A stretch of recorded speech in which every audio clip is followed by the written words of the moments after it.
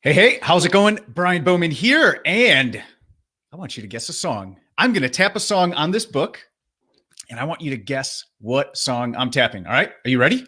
Here we go.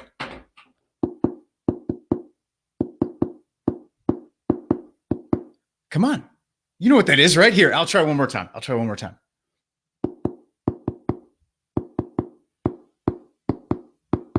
it's my favorite.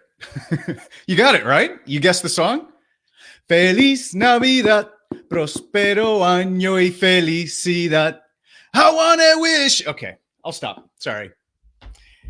You had to endure 10 seconds of my singing for me to for me to get to the point. So, did you guess the song?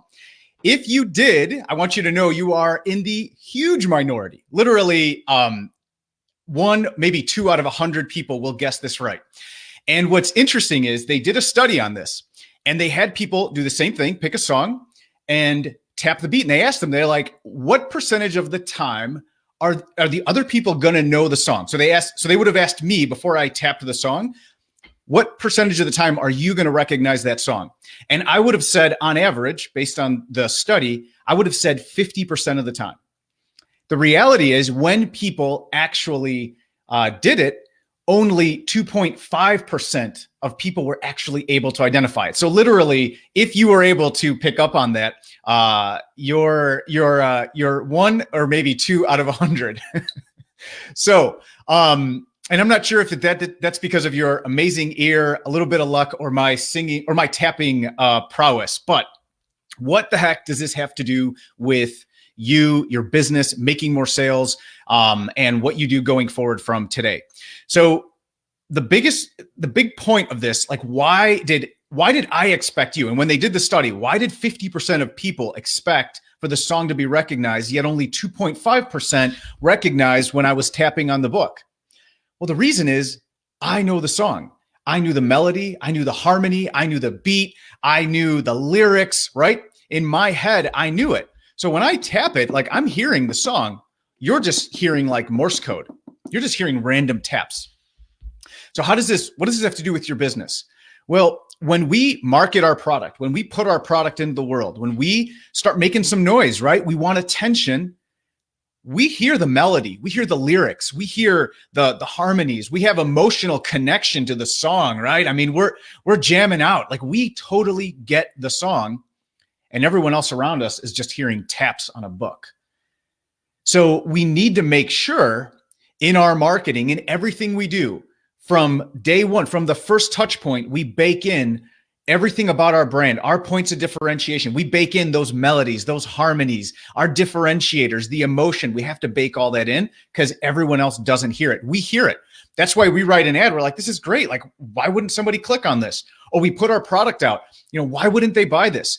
All the time, the struggle, the energy, the thought, the emotion that went into it, picking the packaging, finding the right colors, finding, why you started this brand. Like, why was this so important to you? You know all of that, and you can't help but hear it when you put the message out there. But everyone else, they're just hearing taps. And maybe 1 out of 100, maybe 1 out of 1,000 says, yeah, I actually know what that is, and I'm interested. But most people, it's just noise. It's just tapping on a book. So how do we change that? And that's ultimately what I want to talk about. How do we change that? How do we get you in a position where people do hear the harmony, the lyrics, the melody, the intricacies of your music, of that music you're putting out there? And before I dive into this, I'm reminded, this is one of those moments where I'm reminded of one of my mentors and what he told me early on. I've had a lot of amazing mentors in my life. I can't encourage you enough to go and find mentors, find people to coach you. If you have to pay whatever it takes, but surround yourself with people who've already done what you want, who've already gotten there, and who've helped others get there. But one of my mentors, Russell Brunson, he was the first one to tell me early on. He told me, when you get tired of saying something, just when you get tired of, when you feel like you can't say it enough, that's when people start listening. So for those of you who've been hearing me for a while, and I've been doing this for consistently for over 5 years, and you've probably heard me say this at least 20 times. I'm hoping that this is a moment where when I say it, you go, wait, what? What was that? I'm interested because this is the beginning of what's going to start baking in those melodies, those harmonies, those things that differentiate you, that cause people to stop and to listen to the song and to take interest. So and these are the fundamentals. And I want to talk about the 5 propositions. And if you have a passion for learning, I need you to have a passion for execution. That's the most important passion. Lots of people have passion for learning. If you're listening to this, if you're still here listening to this, you clearly have a passion for learning. But I need you equally to have a passion for execution, because that's the differentiator. So this is fundamentals. Listen, there's a lot of cool tactics, a lot of cool strategies. They're a lot of fun. If you've ever played a sport, it's very similar to that, right? I talk a lot about golf and jiu-jitsu. In golf, Jack Nicklaus, the greatest player ever, arguably, he would practice his fundamentals the first month of every season, like basic stuff, how he held the club, where he lined up, where he was aiming, real simple things. Yet he was one of the greatest, if not the greatest ever. If you've ever played a sport or you're skilled at something, the fundamentals are what win. So the other stuff's really cool, and hitting all the trick shots and doing the cool stuff in our brand and our business is exciting. And it's what drives us as entrepreneurs. But these are the fundamentals. So I want to go over these again. If you've heard me say them before, then I really hope, and if you haven't executed on them, this is the time where you actually grab the pen and paper and you execute on these things and start implementing it, because these are the things that make that melody shine. Okay. Make it really rise to the surface. So people they stop, they pay attention, and they're actually going to connect with your brand. So what are the 5 propositions? You have your unique selling proposition, your USP, and I'll go through these individually, but this is the one most people know. And there's 4 others that we have to talk about. Okay. So number 1 is your unique selling proposition. And you've heard that, right? It's your USP. Well, what does that mean? Your USP can be summed up in one phrase. And I learned this from Dan Kennedy. He said, it's the answer to the question, why should I, the prospect, do business with you given all the other choices available to me in the marketplace? And if you look at the state, if you look at where things are at now, there is so many choices. And whatever niche you're in, you've got competition, and that's okay. It's actually a good thing. If you have competition, it means there's money to be made in that industry. If you had no competition, I would be worried. That doesn't mean, though, that we can be lazy or we can slack on getting our USP in place. And one of the best things you can do is to look around, look at other brands, and look at what they're doing and ask yourself, do they have a USP? What is it? Could it be improved? Could it get better? What could I take from their proposition, from their USP, and bring it into mine? So fundamentally, you want to answer that question. Why should I, the prospect, do business with you? Why should I give you my money? Why should I share my time, my attention, my money? Why should I share your brand with others, with my circle of influence? Why should I do that for you, given all the other choices? And there's no substitute for just grabbing the pen, the paper, write USP at the top, and just start writing ideas. One of the best things I ever learned from a buddy of mine, he trains people, he coaches people on writing books and then publishing the books and helping them through that process. He taught me how to write content. And it starts with getting it all out of your head and then filtering it down. So you pick a topic and you just write everything that it could be. We do this a lot with our goal setting. In our intensive, we do the same thing with setting goals for the week, for the month, for the quarter, for the year. It's what could we do this week to move the business forward? What could we do this month? What could we do this quarter? And then we actually commit. We have commitments that we're going to stick to. Okay. So it's the same thing. Get a piece of paper, USP, unique selling proposition, write the question. Why should I, the prospect, do business with you, given all the other choices I have in the marketplace? And just start writing. And I don't care if it's stupid. I don't care if it's like, well, that's not really unique. Don't worry about it. Write everything down. This is the beginning. These are like the notes in your song, right? We don't have a melody yet. We don't have the harmonies built in. The melody is really, it's actually kind of interesting. It's an interesting analogy. The melody is your USP, right? That's the big differentiator. The harmonies, which give music some complexity and some texture, and really kind of hit us in the soul, that's the other propositions. That's your unique value proposition, your irresistible offer, your unique experience proposition, and your unique safety proposition. When we layer those in with this beautiful melody, that's what makes it memorable. That's what a few taps, people are like, oh, I know that.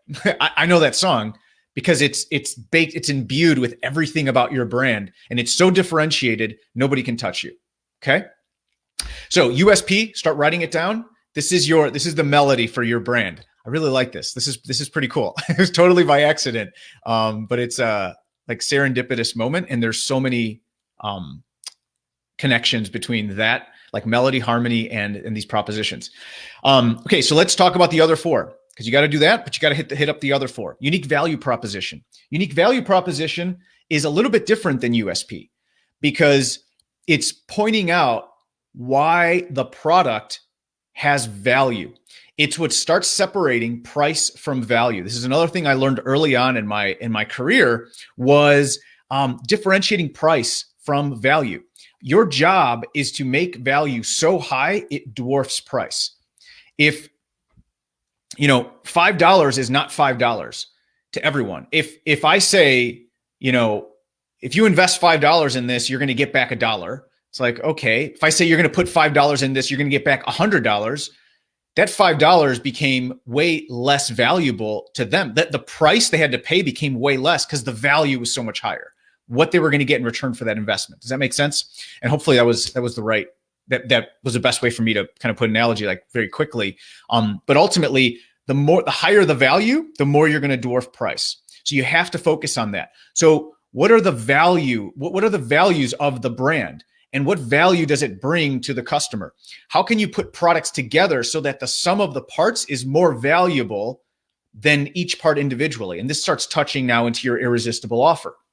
This is your mafia offer, an offer they cannot refuse. So now you got to start thinking, how do we put offers together? Because you can have one-off products, and that's great.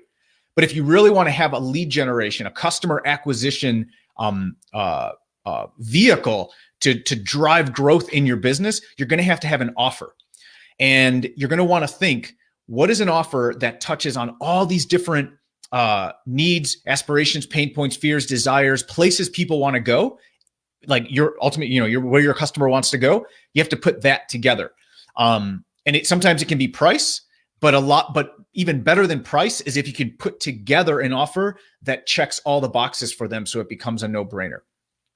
The last two are never talked about, but probably more important than ever, because I think a lot of people have a sense for the first three. I think there's a lot of great influencers and people who know what they're doing who are talking a lot about the first three, but not so much about these next two. And these are just as important and probably more important because they're very easy for you to differentiate since everybody's doing the others, or not everyone, but some of the better marketers, some of the better brands are doing the others. So the next is your unique experience proposition. What is the experience like? What is the emotion that I get when I hear that song? I hear the melody, I hear the harmonies, man, these are layering nicely. What's my experience? That is one of the biggest differentiators. Where are they going? What happens after they buy? I was thinking about this one day, and I realized, like, this is probably one of those powerful things that just popped into my head, is we need to become as passionate about our customers' experience as we are about customer acquisition. I think there's so much focus on acquisition, we forget about what happens afterwards. And it's okay, because acquisition is how we drive growth. If you read Ready, Fire, Aim, going from 0 to 1 million is all about acquisition. It's all acquisition. We have to get customers. But what happens afterwards? And if you become as passionate and as determined and as focused on the post-purchase experience, that's how you create raving fans. That's how you get people who go out and want to spread the word for you, and they want to come back and buy more. That's how you actually start building relationships with customers. The final is unique safety proposition. Somebody has to take risk in a transaction, and it better not be your customer. So make sure you think about this very carefully. What's your risk reversal? What's the guarantee? How can you give them complete confidence that there's no risk in being involved in this? Because the biggest concern people have isn't, will this work? It's, am I going to make a mistake? Am I going to feel foolish for buying this? And we need to reassure them that they won't, because of all these other things. But even more so, if for any reason they ever did, and we wouldn't say this, but they'll know intuitively this is what this means. We're taking on the risk. There's no risk on them, and it's okay. It's a safe decision to make.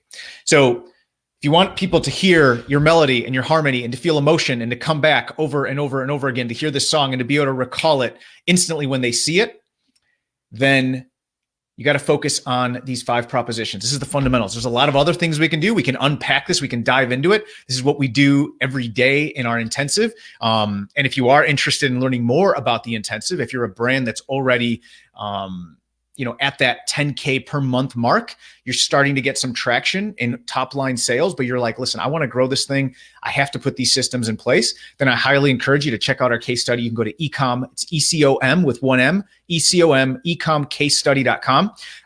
And you can watch the video there and you can book a time to speak with us and see if it's a good fit. It's a really chill conversation. It's really a strategic call to see where you're at, where you're trying to go, how to bridge that gap. And if we really think that, we both feel that it's a good fit, then we can talk more about, how it all works and what we have to offer. But either way, it doesn't matter what stage you're at.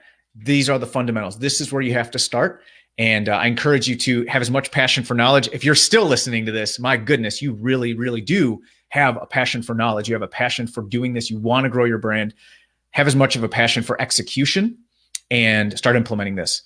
This is where it all starts. This is how you get differentiated. And this is how you're going to grow your brand and have a memorable melody, harmony, and song that evokes emotion from folks. So in any case, have an amazing, amazing day. I appreciate you. You are awesome. And I'll talk soon.